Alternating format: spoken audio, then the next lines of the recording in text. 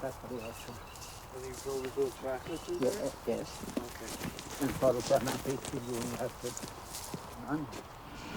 Les moines ont toujours mangé du fromage. Au 11e siècle, on en parle déjà dans nos constitutions.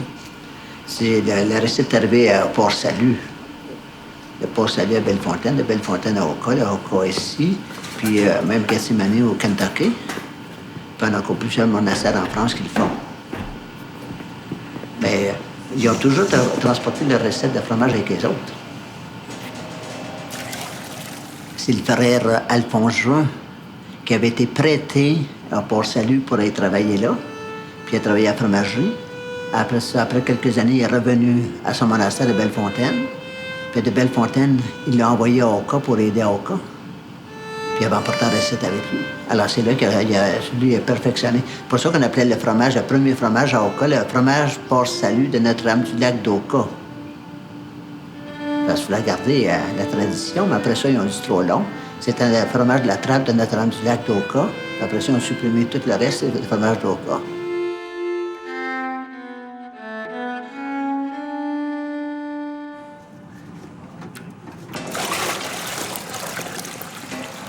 Parce qu'en fait, c'est un facteur. On a les bactéries du 17e siècle. Parce que vous ne pourriez pas commencer ce fromage-ci dans une fromagerie étrangère si vous n'avez pas les bactéries du fromage. Un matin, je ne peux pas arriver et dire je vais faire du fromage bleu si je n'ai pas les bactéries du fromage bleu pour commencer. C'est pour ça que je dis toujours aux jeunes, si vous continuez la fromagerie, n'arrêtez pas plus que 2 ans pour pas que les bactéries soient détruites. Parce que vous ne pourrez plus les revoir.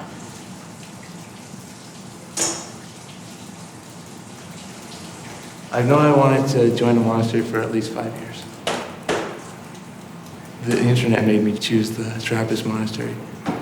And it had a very nice a day in the life of a monk, which I checked out and I thought, that was pretty nice, I'd like to visit.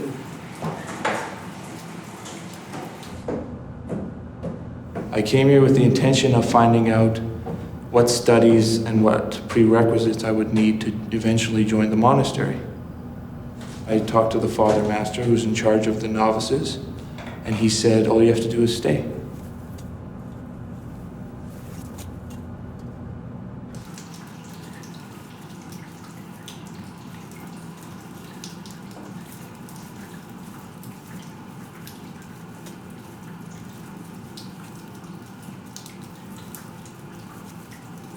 Oka nous avait donné la recette en 1918 pour qu'on puisse fournir l'Ouest, parce que les autres ne pouvaient pas produire assez pour l'Ouest et l'Est du Canada. Alors c'est comme ça qu'on a commencé, nous autres, dans l'Ouest. On a oublié d'arrêter en 50, parce qu'en 50, il y a eu l'inondation, puis la fromagerie était inondée complètement, les inspecteurs ont condamné la fromagerie. On savait qu'on voulait partir un jour ou l'autre de là. Alors on s'est dit, on n'est pas bosser une fromagerie neuve. Alors, dès qu'on a déménagé, on s'est organisé pour recommencer.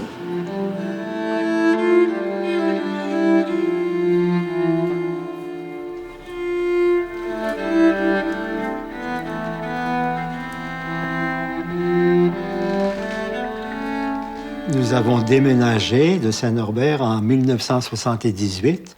Donc, il y a 30 ans que nous sommes ici à Holland, parce que la ville se développait de plus en plus et empiétait sur notre solitude. Et pour nous, la solitude est extrêmement importante. Alors, si on a trop de choses autour de soi, ça distrait beaucoup. Tandis que là, si on réduit ça à l'essentiel, eh bien, ça nous ramène plus facilement à concentrer sur vraiment notre vocation qui est la recherche de Dieu.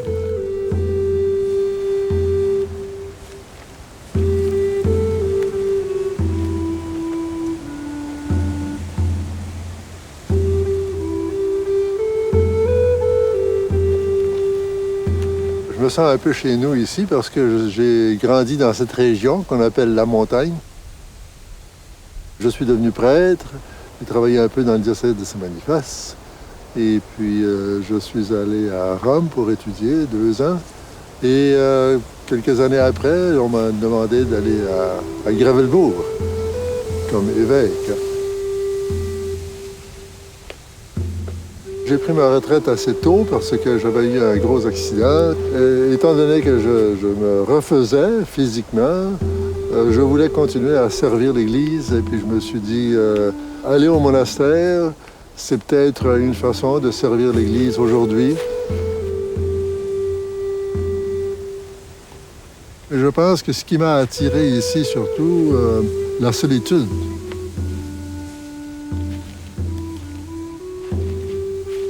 Mais il y a un aspect de solitude quand même dans la vie de monastère, mais c'est une solitude qui est vécue avec d'autres, si on peut dire. Et ça nous permet de nous encourager, de nous supporter, de nous stimuler les uns les autres, ainsi de suite. Ouais.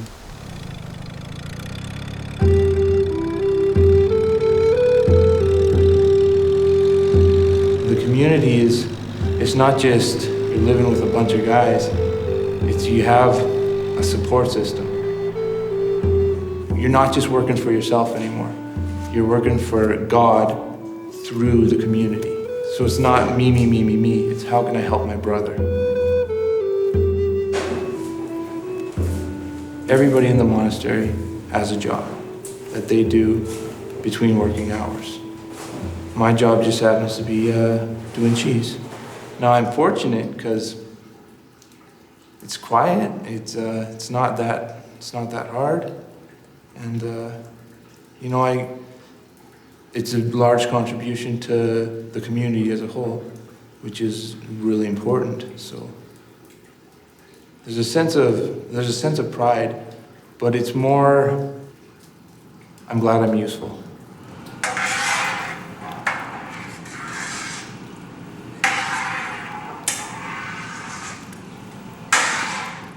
Quand je suis arrivé ici en 1967, le supérieur m'a appelé, il me dit « Prenez cette enveloppe-là, gardez ça précieusement, j'avais besoin de ça plus tard. » J'étais aux étables, je regarde ça, la recette de fromage, que je vais faire avec ça. Alors, j'ai mis dans mon bureau, mais quand le supérieur général était venu en 83, il nous a dit « Il faut que vous ayez une industrie parce que vous ne pourrez pas survivre avec la ferme. » Alors, j'ai dit au supérieur, moi, j'ai la recette du fromage, qu'est-ce que ça fait qu'on n'essaye pas?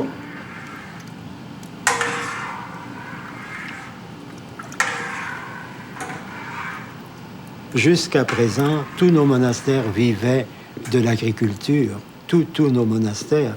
Mais avec la révolution actuelle, ce n'est plus possible. Il y a très, très peu de nos monastères qui peuvent survivre financièrement avec l'agriculture. Alors, on a dû se tourner vers des petites industries, mais c'est pas toujours facile non plus pour trouver le personnel qu'il faut et puis... Les industries créent du stress aussi, en un sens, parce qu'il faut produire tant de choses.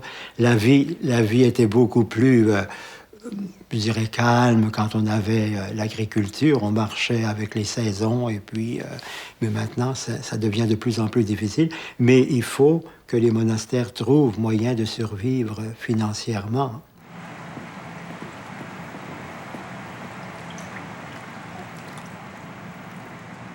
J'ai simplement contacté Oka, demandé certains vieux moines, parce que tous les moines qui étaient à Fromagerie d'Oka sont tous morts.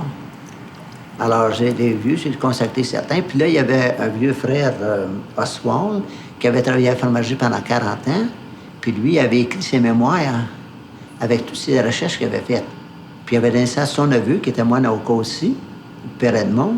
Puis Père Edmond, un jour, il m'a envoyé le cahier du frère Oswald, puis il m'a dit, puisqu'on ne fera jamais de fromage, s'il y a des choses qui peuvent être intéressées là-dedans, tant mieux.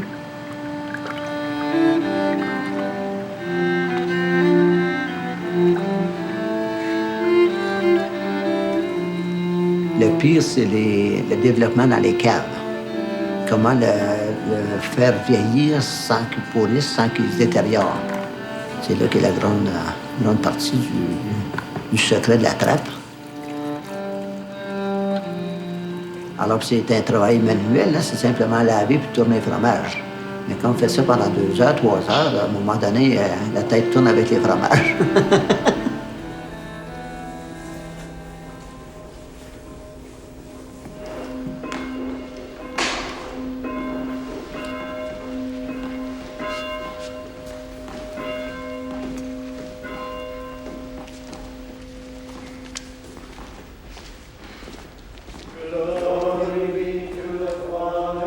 To the Son, and to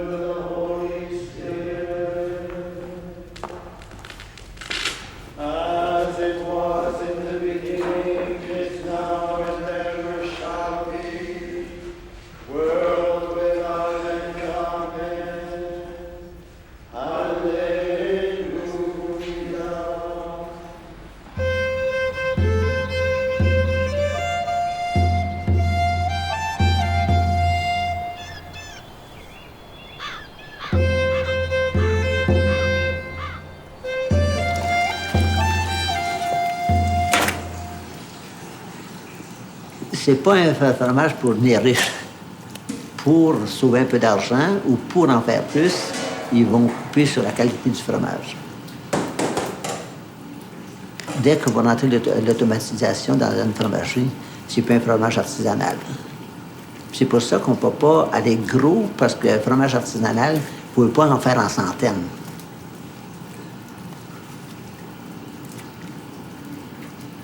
Au Québec, anciennement, quand il y avait la fromagerie d'Oka, tout le monde connaissait les moines. C'était le gros danger. On était reconnus non plus comme des moines religieux contemplatifs, mais comme des producteurs de fromage.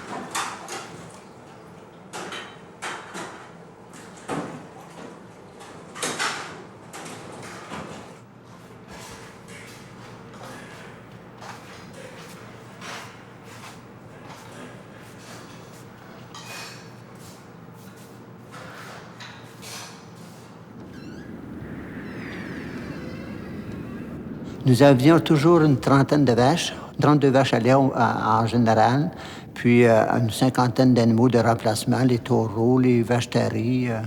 Ça faisait à peu près 80 têtes en tout. Hein. Alors, à 4 heures, je venais aux étables pour que tout parte comme il faut, avec les employés. Immédiatement, je me rentrais à la fromagerie avec la lait pour commencer le fromage. Puis c'était une course tout le temps d'une place à l'autre. Mais à un moment donné, on s'est aperçu que c'était beaucoup trop de travail.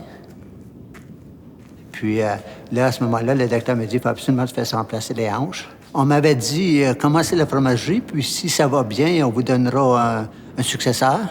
Après 15 ans, jusqu'à mon successeur. Alors, le fait qu'on n'avait plus personne pour travailler aux étables, les frères, on n'avait plus de jeunes frères, puis les employés, on ne pouvait pas les garder parce qu'on est trop loin des centres de ville. On a dit, ben, il n'y a personne aux étables, faut que j'ai un séjour de repos, tout ça. Alors, on a dit, ben, fermons. J'ai eu le remplacement des hanches. Immédiatement après, quand j'ai vu que tout allait très bien, on a recommencé la fromagerie, mais on n'avait plus de vaches. Alors, là, on a décidé d'acheter le lait. Depuis ce temps-là, ça va très bien.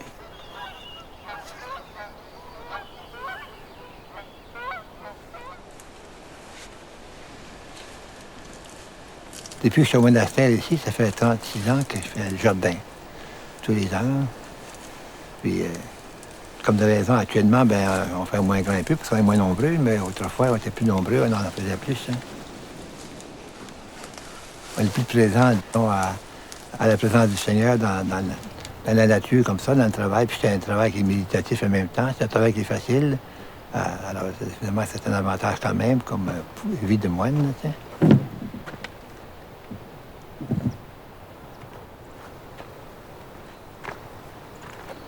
Dès le début de l'Église, il y a des gens qui se sont retirés un peu pour faciliter cette recherche de Dieu et aussi tâcher de vivre une vie très, très simple, détachée de presque tout, en un sens, parce que les premiers, surtout les premiers moines, étaient très, très austères. Mais l'austérité, c'est pas ça vraiment la vie, c'est simplement un moyen qui aide à cette recherche de Dieu. Et pour nous, les cisterciens, ce qu'il y a d'important, c'est de garder l'équilibre, surtout entre les trois, je dirais les trois observances. C'est un trépied.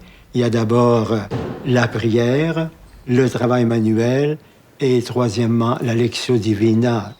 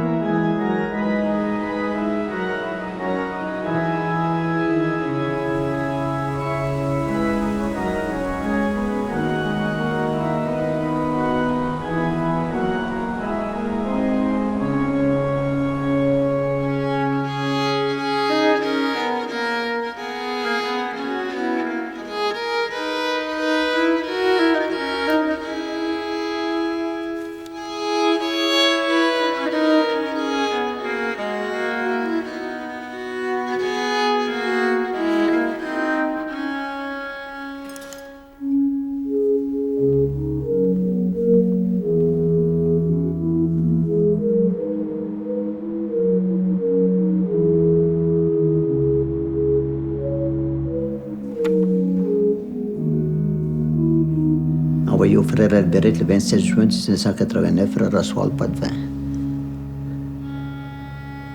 Frère Oswald, c'était un ancien fromager d'Oka qui a fait la fromagerie, président de la fromagerie durant 1924, d'après son livre, à 1958. Il avait succédé au frère Achille, qui était un ancien fromager de Bellefontaine, qui avait succédé à frère Alphonse Join.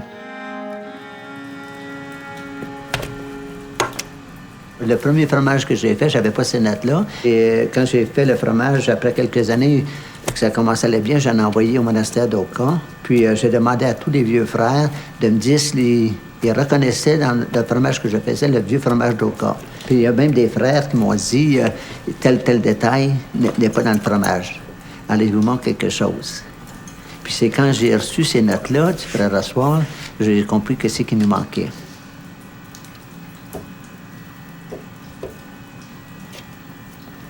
Ces documents-là, je les ai lus, je les ai relus, j'ai pris des notes, parce qu'il y a des choses là-dedans qu'on ne retrouvera jamais ailleurs. C'est plus que la recette. La recette officielle, on pourrait la passer à n'importe qui. On sait bien qu'il faut mélanger du lait, puis mettre de la présure, puis faire cailler le fromage, puis faire cuire une certaine... Mais il y a des détails qui ont étudié eux-mêmes, puis qui ont rajouté. Puis c'est ça qui fait que, comme il dit dans son livre, c'est ça qui fait que le fromage de Trappiste est onctueux, puis crémeux, avec un arôme assez prononcé.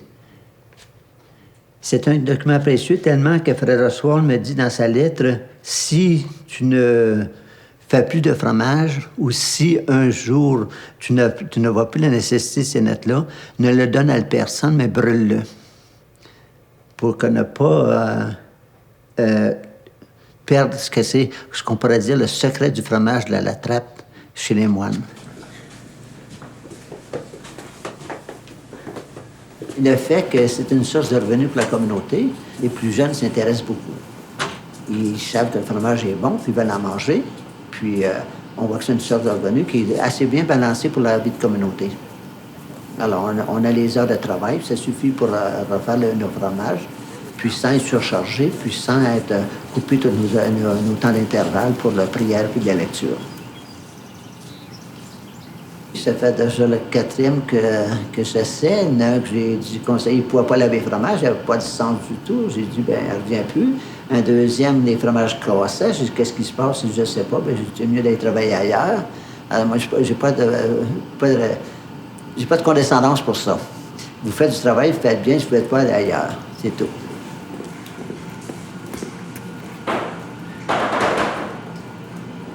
J'espère qu'un jour, que je pourrai avoir quelqu'un assez intéressé pour continuer à le former jusqu'au bout.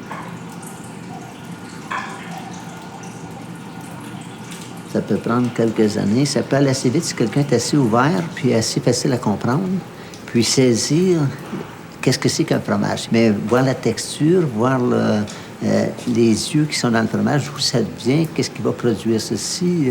Assez à dire, par exemple, mettre son doigt dans le cahier puis dire il y a quelque chose qui fonctionne. Alors, c'est toute une manipulation, c'est un toucher, c'est une odeur, il y a toute une chose qui rentre en fonction. Hein. Mais avec un nouveau qui commence, il y a beaucoup de détails extérieurs qu'il faut commencer avant de rentrer dans l'essentiel.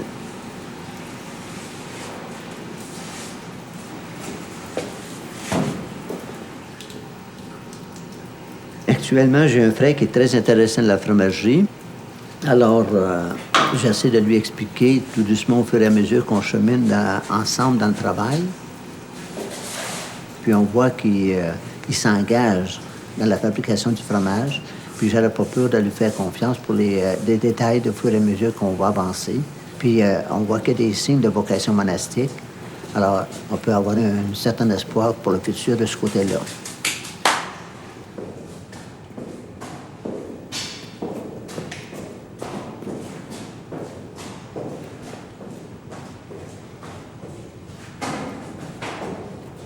Why do I want to be a monk? It's because I feel I'm meant to.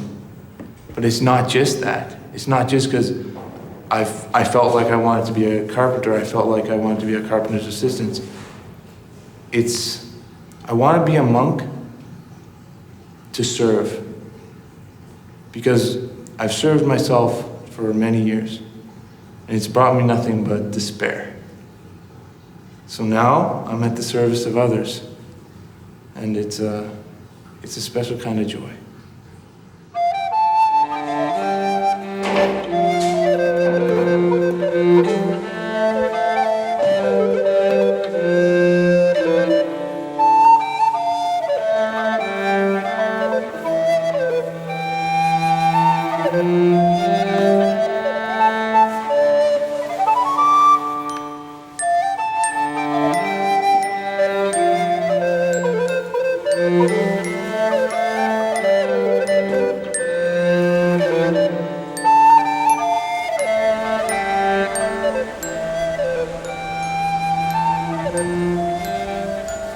D'après nos constitutions, il faut présenter sa démission à 75 ans. Et alors, je vais avoir 73 au mois de janvier. Alors, il me reste 2 années. Et le bon Dieu me donne la vie. Pour la communauté, évidemment, la grande chose, ce sera de trouver quand même quelqu'un pour me remplacer. C'est peut-être pas facile parce qu'on n'est pas nombreux. Puis, il n'y en a pas beaucoup de plus jeunes que moi non plus. Alors... on verra d'ici 2 ans, peut-être aller chercher ailleurs, mais c'est pas facile d'aller chercher ailleurs non plus, un supérieur. Mais il faudra certainement y penser, puis surtout prier pour qu'il y ait une solution, si on veut continuer. On fait ce qu'on doit faire, et puis il faut compter sur la providence, parce qu'il y a tellement d'imprévus. Il semble qu'on arrive toujours à trouver un supérieur.